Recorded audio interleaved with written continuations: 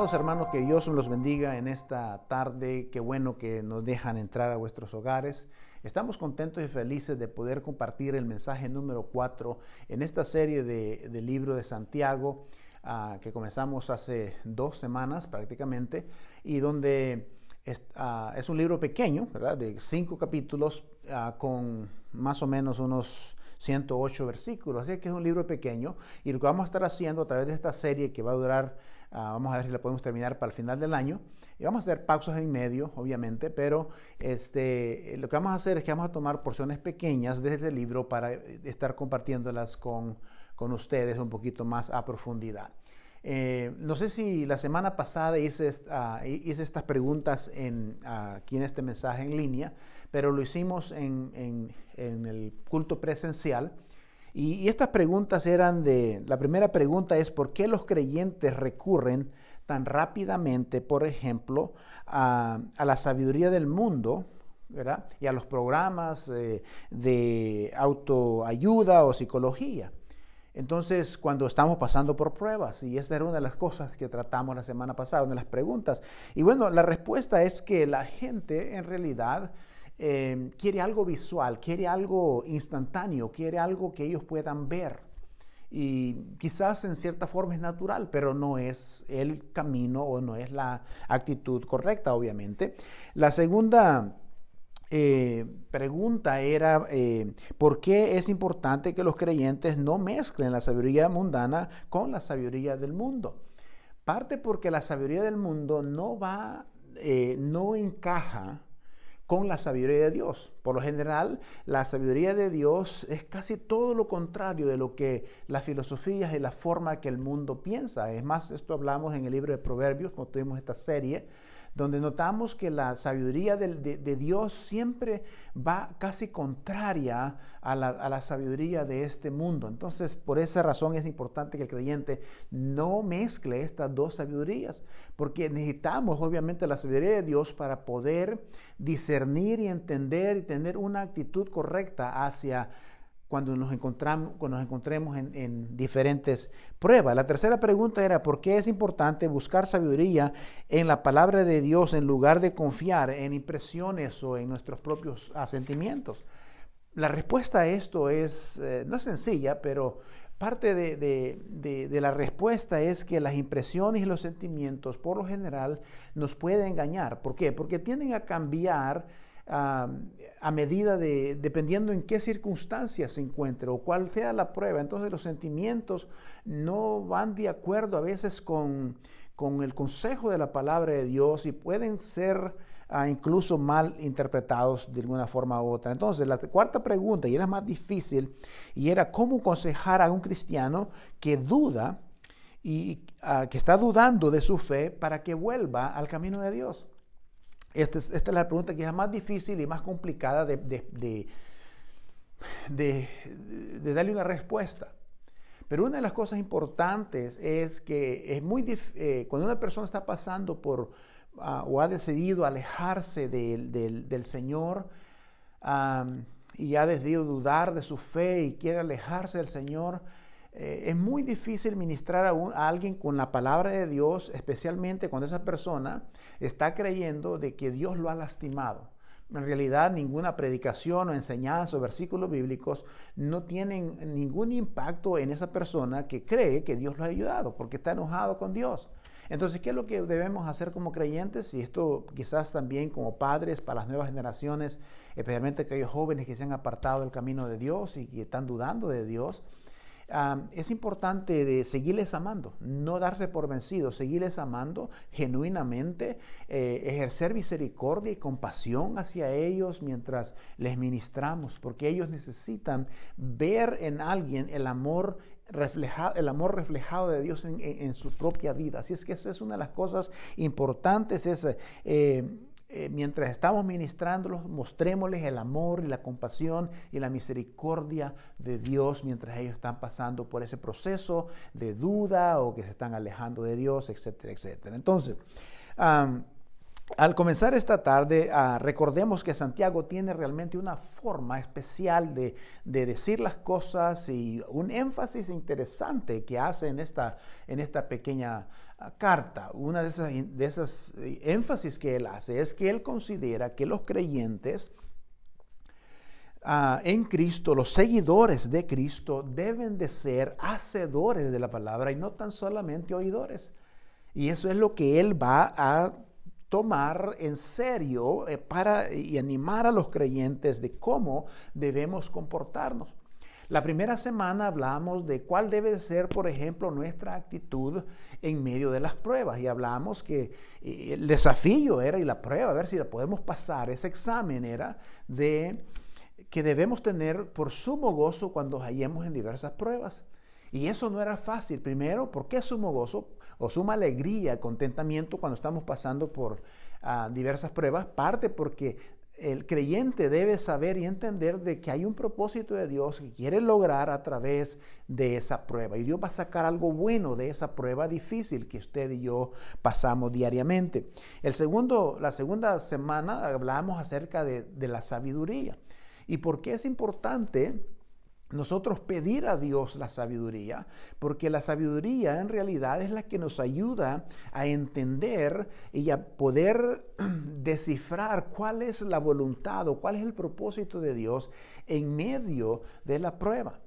Yo sé que usted está diciendo, bueno, si yo cuando tengo una prueba lo que menos quiero es sabiduría. Bueno, lo que quiere una persona es aliviarse del problema que está pasando, pero en realidad, para saber qué es lo que Dios va a sacar de eso y cuál es el propósito de Dios en eso, es necesario la sabiduría de Dios. Y es buscar esa sabiduría de Dios con fe, pedirla a Dios, rogarle, implorarle por esa sabiduría de Dios. Entonces, en esta tarde vamos a tratar el tema de los versículos 9 y 11 solamente, 3 versículos muy, muy importantes que tratan un tema complicado también. Y es en cuanto a qué significa ser rico y ser pobre. Por ejemplo, tener muy, muy poco de dinero o demasiado dinero. Esa es parte de lo que queremos tratar en esta tarde. Había una joven que se le pidió que escribiera como asignatura en la escuela una tarea acerca de la pobreza. Y esta joven lo primero que se le ocurrió escribir en esto fue lo que escribió, dice, para hablar de la pobreza, decía, había una niña muy pobre. Sus padres eran pobres, su mamá era pobre, su niñera era pobre, el chofer era pobre. En fin, todo era pobre. Todo era pobreza y ese es el concepto de ella de la pobreza. Tal vez su perspectiva y mi perspectiva de la pobreza y la riqueza debe de cambiar, creo, un poco cuando nos enfrentamos a lo que Santiago está planteando para nosotros, Dios más bien a través de Santiago. Y debemos adoptar la perspectiva eterna de Dios sobre la pobreza y sobre la riqueza. Recuerde que aquí lo más importante es lo que Dios realmente piensa en cuanto a la pobreza y en cuanto a lo que es riqueza. Quizás eso sea diferente a lo que usted y yo pensamos de la riqueza y la pobreza, es muy probable.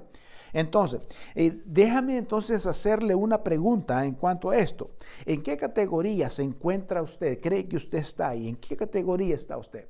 ¿Es una persona, cree usted que usted es una persona pobre o cree usted que es una persona rica? Y quizás depende a con quién se compare, ¿no? ¿Verdad? Quizás también depende de con quién se compare. Pero, ¿qué significa ser rico? ¿Qué significa ser pobre? Esa es parte de lo que vamos a tratar esta tarde.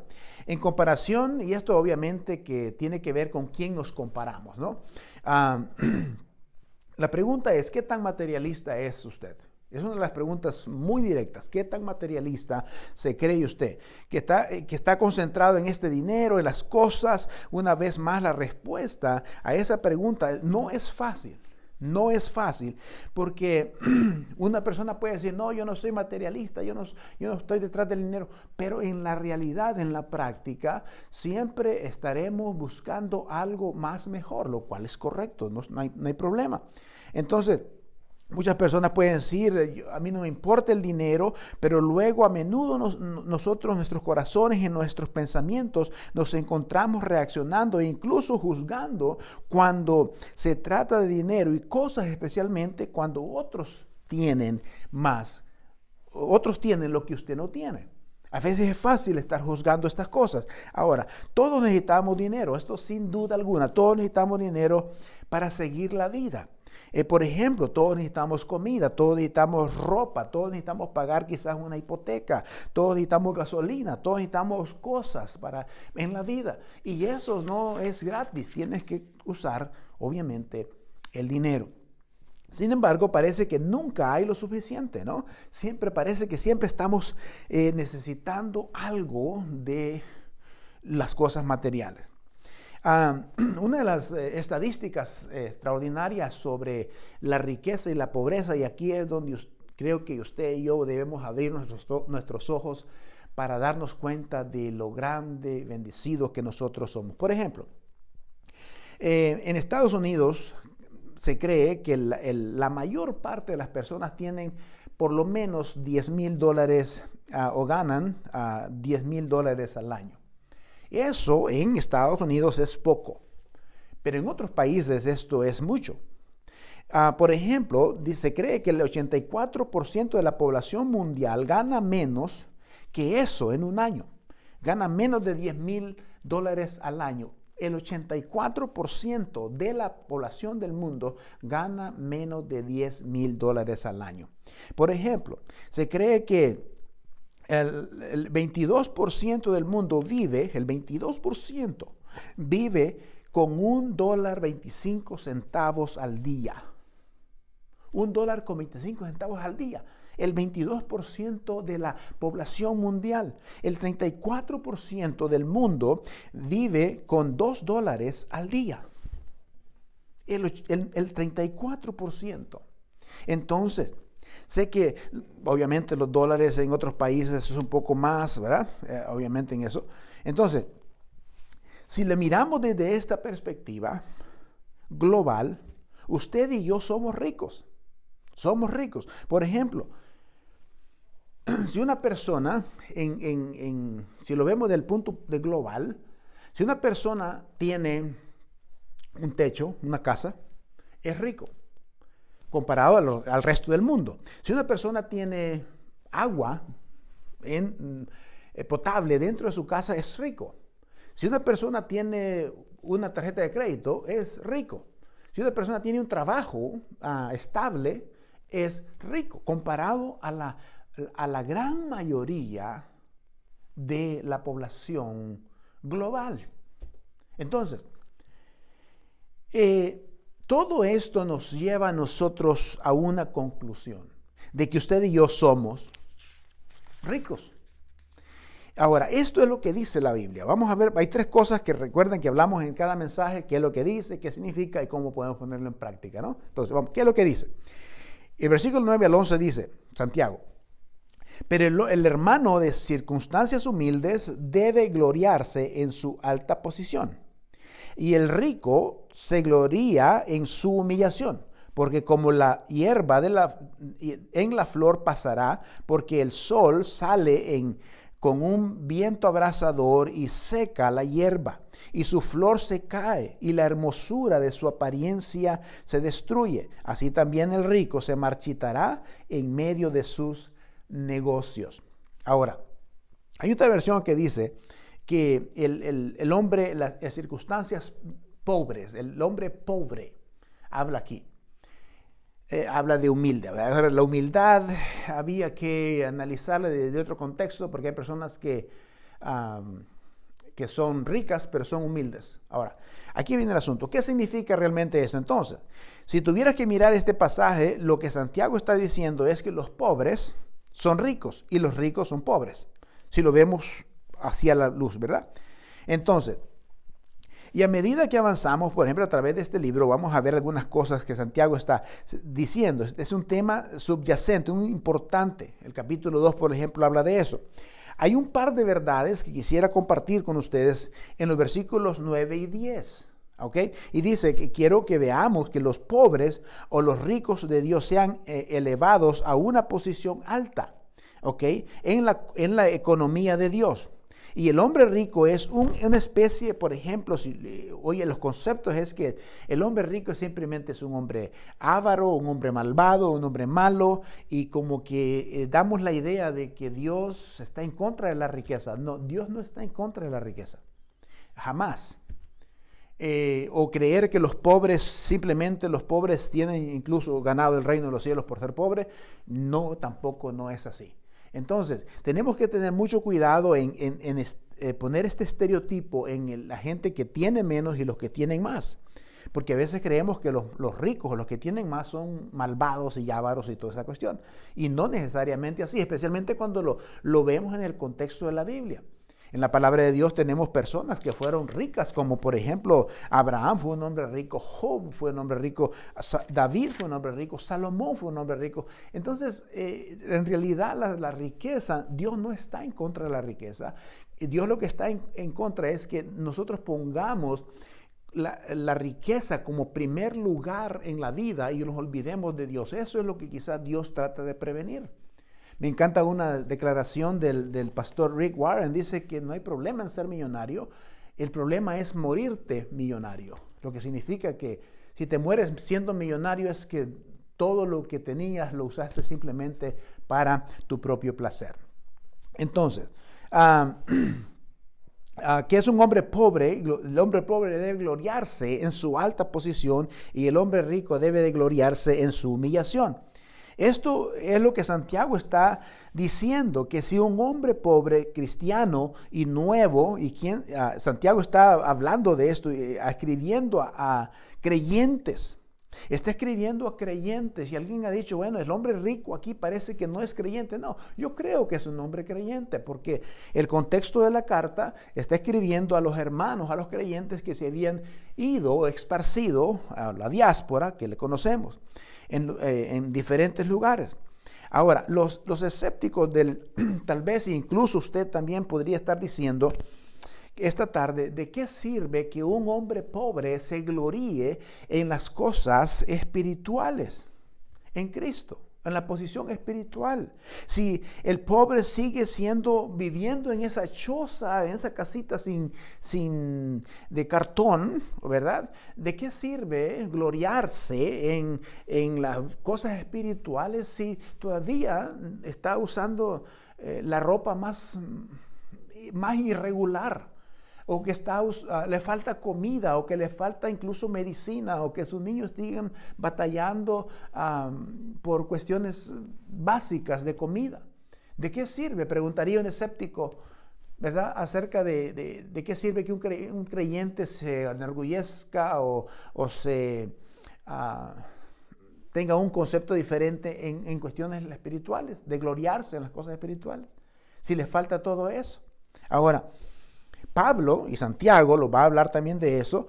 Pablo nos diría a nosotros que cada creyente debe de conformarse y estar contento, no importa en la condición que esté. No importa en la condición que esté. Cuando tiene mucho, cuando tiene poco, debe de estar contento y agradecido. Eso es lo que Pablo nos diría. Ahora, por otro lado, también la Biblia nos llama a creer en que nuestras riquezas espirituales son mucho más importantes que todas las riquezas terrenales. Ese es el contexto de lo que la Biblia, el concepto de Dios en cuanto a las riquezas. Que las riquezas espirituales son más importantes que las riquezas terrenales.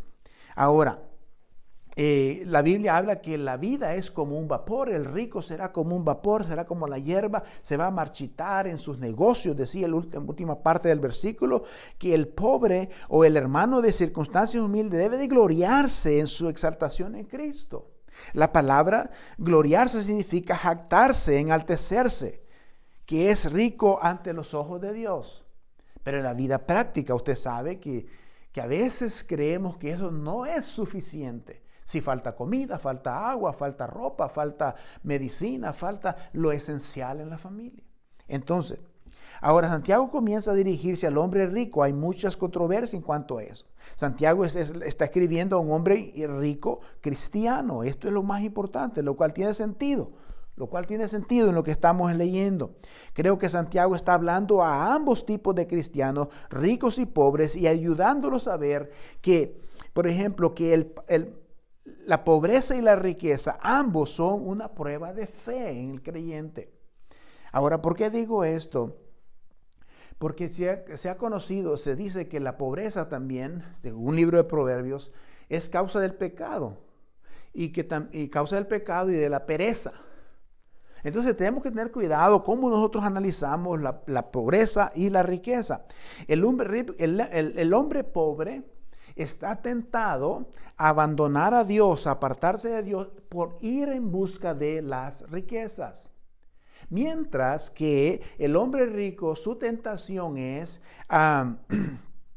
por ejemplo, a gloriarse en las riquezas. Esa es la tentación del hombre rico, a gloriarse en las riquezas. Entonces, y en el estatus financiero que tiene. Santiago le dice, gloríate más bien en tu humillación, gloríate en lo que tú eres como ser humano, en tu posición que tienes en Cristo, porque eso es lo que va a valer la pena al final de tus días.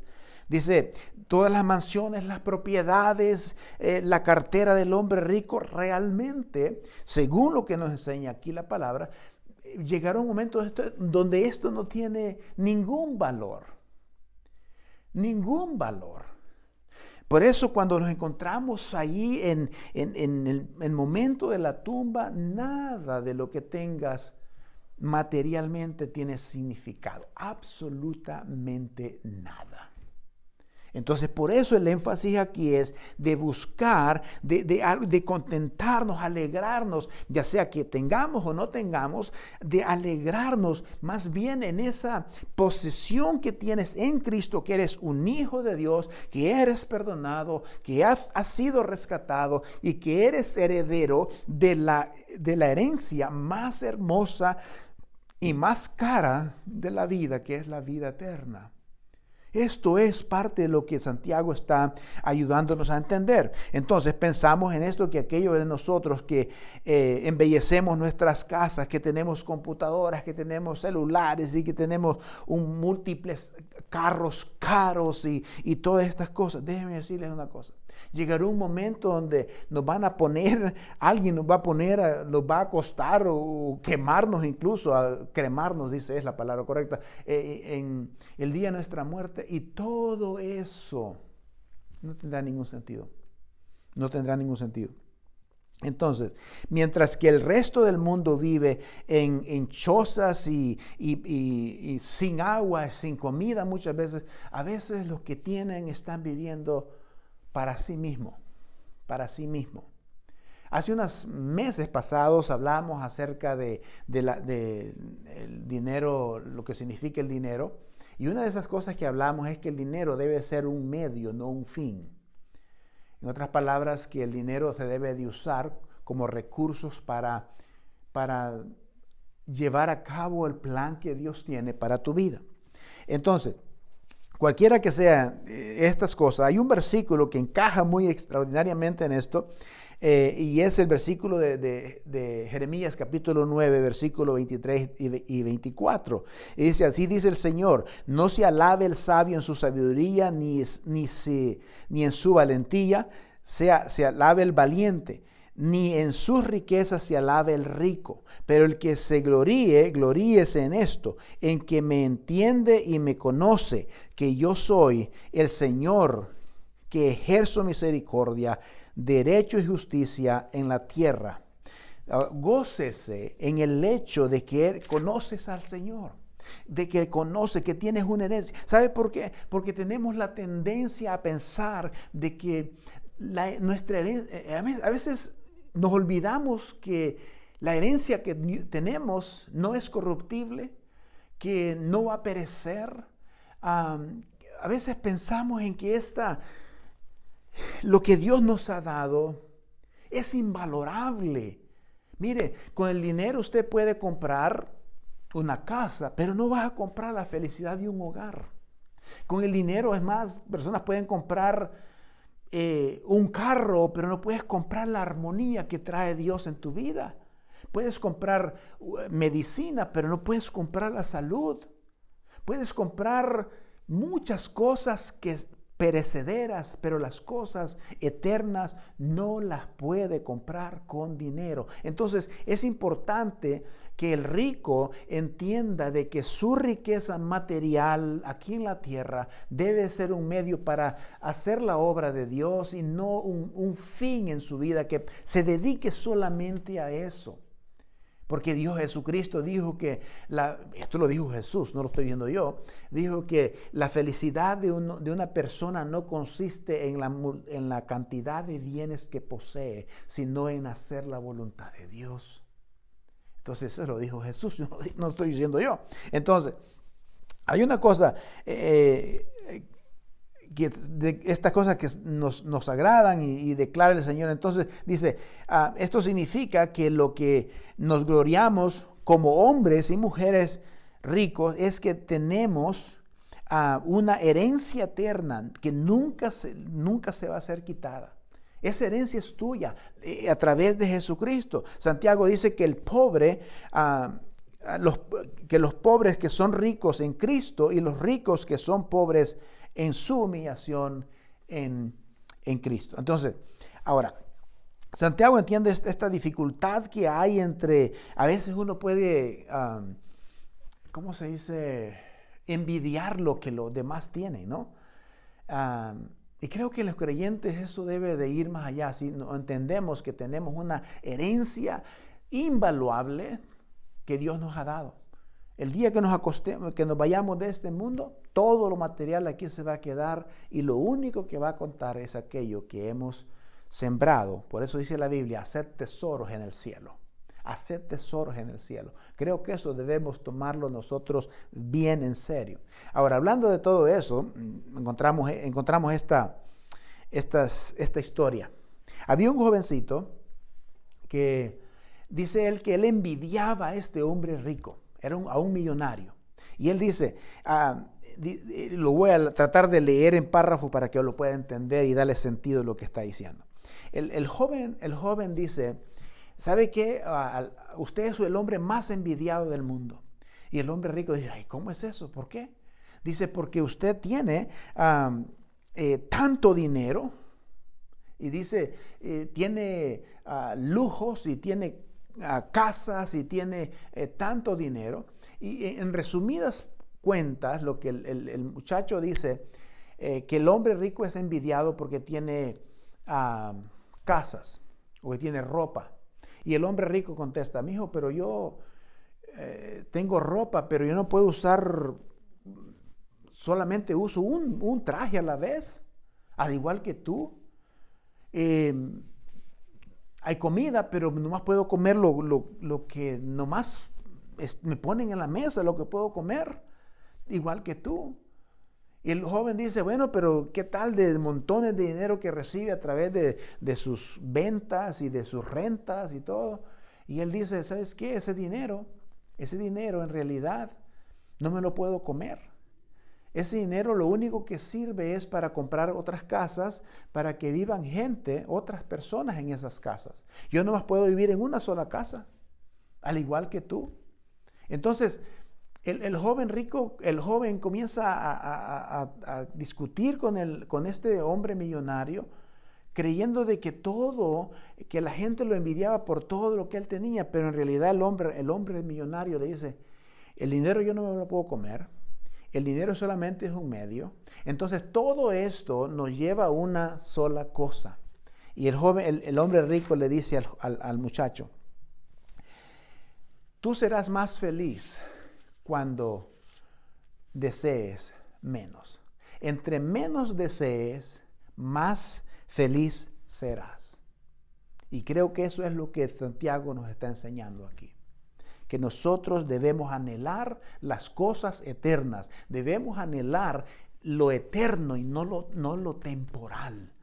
Dice, el Señor decía, hacer tesoros en el cielo donde la polilla ni el moho van a corromper las cosas. En otras palabras, no te enfoques tanto en las cosas materiales, más bien en las cosas espirituales, que son las que van a perdurar para siempre. Y este mensaje es para el que tiene y para el que no tiene, para el hombre para el que de condición pobre y para el que tiene dinero, el hombre rico. Para los dos es el mismo mensaje. El hombre pobre debe de concentrarse en los tesoros del cielo y no tanto en que soy pobre y que no tengo. El hombre rico debe concentrarse en las cosas eternas, olvidándose también de que no es un fin la riqueza. Ahora, ¿cómo usarlo? Hay 3 cosas rápidamente. Debe de poner la confianza en Dios solamente, no en las riquezas. Es algo que va más allá. Y el aspecto clave de este versículo es que el rico o pobre es que todos tenemos una cita un día con el Señor y vamos a tener que enfrentarnos con el Señor. Y un día esta vida va a terminar. Para el pobre y para el rico, esta vida va a terminar. Entonces, tanto el pobre como el rico deben de depositar su confianza total en Dios. Segundo, al recordar, por ejemplo, que que el pobre puede ser tan rico delante de Dios. ¿Por qué? Porque tienes todo lo que Dios te ha dado, algo que no tiene precio, como la vida eterna, por ejemplo. La herencia que habla la Biblia. Entonces también nos recuerda de que al reconocer que, por ejemplo, el rico debe reconocer su posición también delante de Dios. Su posición como hijo de Dios, y que todo lo que tiene puede ser una consecuencia de su fe también, porque Dios está en contra de la riqueza. Puede ser que Dios también te va a demandar más, entre más tienes, más te va a demandar en ese sentido. Pero Dios quiere que usted y yo nos concentremos en las cosas eternas y no tanto en las cosas terrenales. Alguien ha dicho que estamos en una época, en un tiempo, en el cual nosotros vivimos la vida como si el cielo va a ser aquí en la tierra. Y la verdad es que sí. Estamos construyendo monumentos, almacenando y almacenando y almacenando tantas cosas, como si nuestra vida eterna va a ser aquí en la tierra. Y la verdad es que no. Todo eso por lo que a veces nos matamos y dejamos incluso de hacer las cosas que realmente valen la pena, aquí se va a quedar. Por eso es que la palabra de Dios dice, el rico debe de gozarse, el pobre debe de gozarse en la posición que tiene delante de Dios y lo que Dios le ha dado a él. Y al rico debe de gozarse en su humildad, en su humillación. Ahora, siempre debemos recordar que las riquezas de este mundo son temporales y que no debemos trabajar para las cosas temporales en este mundo, sino para las cosas sino para las cosas que son permanentes de Dios. Ahí está la clave de este mensaje. Así que Dios me lo siga bendiciendo y espero que este consejo de la palabra pueda ayudarle a usted, de que ponga totalmente su confianza en Dios, que Él va a proveer, que Él es el proveedor por excelencia y que Dios te va a bendecir siempre y va a dar lo que tú necesitas. Quizás no lo que tú quieres, pero siempre va a proveer lo que usted necesita. El salmista decía, joven fui y he envejecido y no he visto a un justo ni su descendencia que mendigue pan. Es la verdad. Dios ha sido bueno. Al hombre rico, cambia tu perspectiva, cambia tus prioridades y comienza a hacer tesoros en el cielo y no tanto en la tierra. Si lo tienes, los tesoros en la tierra, úsalos para hacer tesoros en el cielo. Ese es un consejo de la palabra de Dios. Que el Señor les bendiga. Gracias por escucharnos. La próxima semana estaremos hablando del capítulo 1, versículo 12 al versículo 15. Que el Señor les bendiga. Déjenme orar por ustedes. Padre, yo te alabo, te bendigo. Gracias por amarnos y por estar con nosotros. Bendiga, Señor, a mis hermanos que nos están escuchando en esta tarde. Que este mensaje, Señor, pueda ser de bendición y este desafío a poner la mirada en ti, en las cosas eternas, en lo eterno y no en lo temporal. Padre, que este desafío podamos tomarlo en serio y hacer esos ajustes y esos cambios que se necesitan hacer. Te alabamos y te bendecimos en el nombre de Jesús. Amén y amén.